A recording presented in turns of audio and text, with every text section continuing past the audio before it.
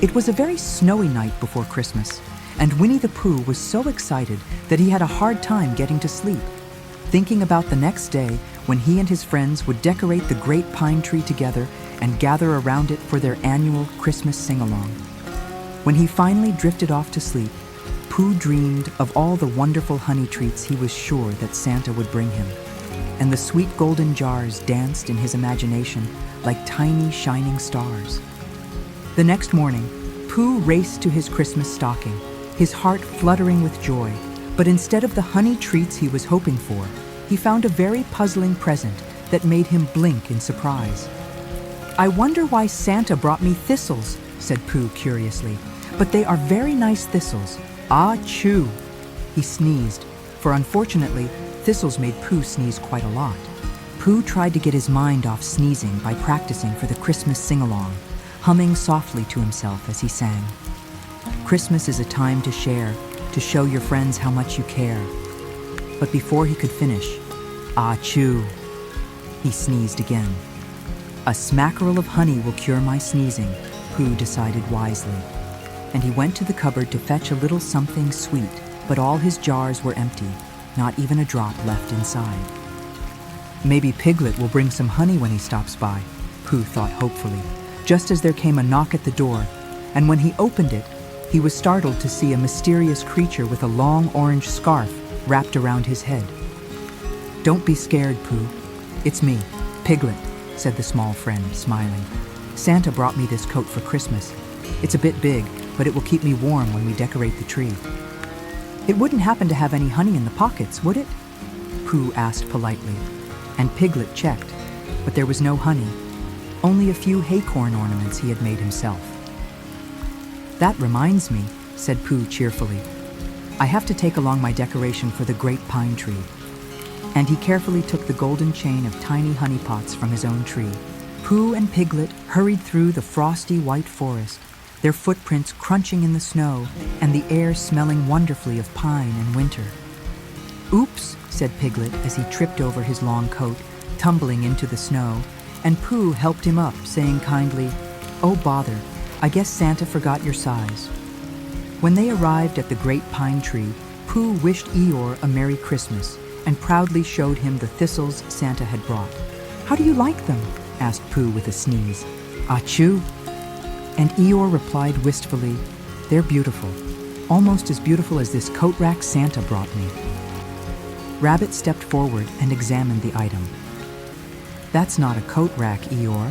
It's a very fine rake," he said admiringly, brushing a bit of snow from it. Pooh then noticed Rabbit wearing a tiny pair of earmuffs, and Rabbit explained, "Santa brought them," with a proud smile. "And I got this Tiggerific jar of honey," said Tigger, bouncing happily up and down. Pooh held his empty tummy and asked eagerly, "Does it taste good?" "How would I know?" laughed Tigger. "Tiggers hate honey, but it was nice of Santa to think of me." "Santa brought me something to eat too," said Roo, holding up a jar of crunchy cookies. "Do they have any honey in them?" Pooh asked hopefully again, and Roo shook his head. "No, they're made of birdseed. They taste terrible. But Santa sure left some puzzling presents," Piglet added thoughtfully. "It's a mystery," said Pooh with a grin, "but I like mysteries." "Well then," said Rabbit, "here's another mystery for you. Where is Owl?" "He's late," Piglet said softly. "This is mysterious," Pooh agreed. "Owl is never late." So they decided to start decorating the great pine tree without him, hanging ornaments and singing quietly as the snow fell around them. After finishing their decorations, they waited and waited some more, but Owl did not come. "I'm cold," moaned Tigger. "And I'm hungry," groaned Pooh, rubbing his tummy. "Aw, here, have some honey," said Tigger kindly, and Pooh gratefully accepted it, licking his paws happily. "If you're cold, Tigger, please take this coat," Piglet said, offering his big orange coat, and Tigger exclaimed, "Gee, it fits perfectly." Rabbit smiled and said to Roo, "And I'll bet these earmuffs would keep your ears warmer than mine." And he gently placed them on Roo's tiny ears. Pooh was halfway through his pot of honey when he noticed Eeyore gazing longingly at his thistles. "Would you like them, Eeyore?" he asked gently. Thanks for noticing me, said Eeyore, accepting them gratefully. And Rabbit added, I don't suppose anybody could use this coat rack. Rake? He reached for it eagerly. Thank you, Eeyore, he said. It's just what I wanted. Roo looked down at his jar of birdseed cookies. If anybody would like these cookies, I'd be happy to share them, he said. Oh, thank you, Roo, said Owl suddenly, swooping down from a tree. He took a bite of one of the cookies and declared it delicious. Sorry I'm so late, Owl said, but I got lost on my way here. Everyone was surprised. How could you get lost in the Hundred-Acre Wood? Asked Rabbit. I'll show you, said Owl, and he led them a short distance to a road sign covered in snow. Here's the problem, he explained. These arrows are all mixed up, so I ended up going in the wrong direction.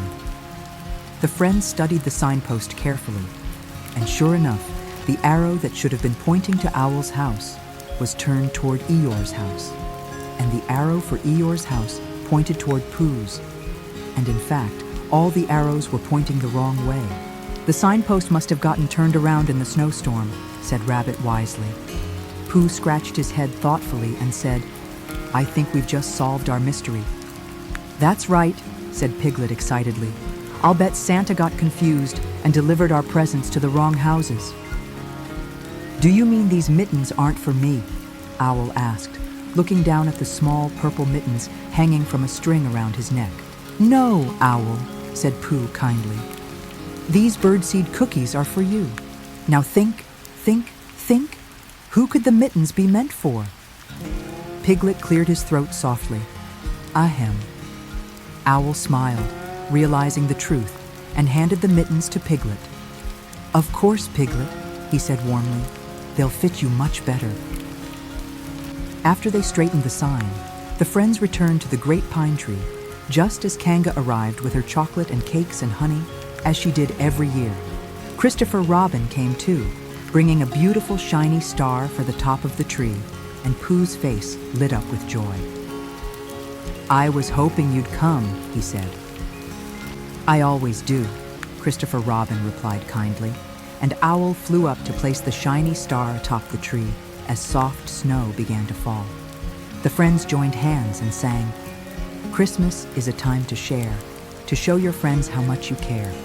Whether they are big or small, friends are the very best gifts of all. When the song was finished, Tigger said, I hope Santa brings us some more puzzling presents next year so we can swap them again.